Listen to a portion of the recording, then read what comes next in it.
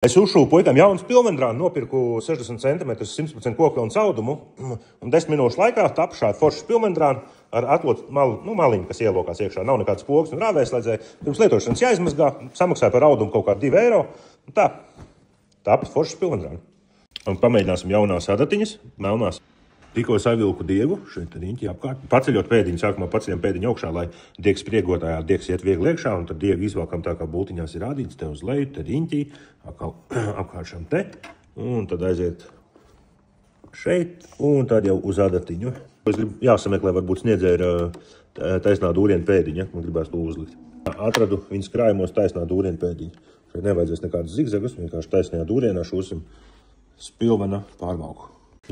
Nu ko, lai sāk šūt, viss ir gatavs, diegs ievērts, mazais polītēdiņš uzvērts, viss adatiņš, viss atām, viss ir. Cerams, izdosies. Tā no lūkas šuju. Ar vienu roku ļoti grūti, esmu radis. Ļoti skaists rezultāts.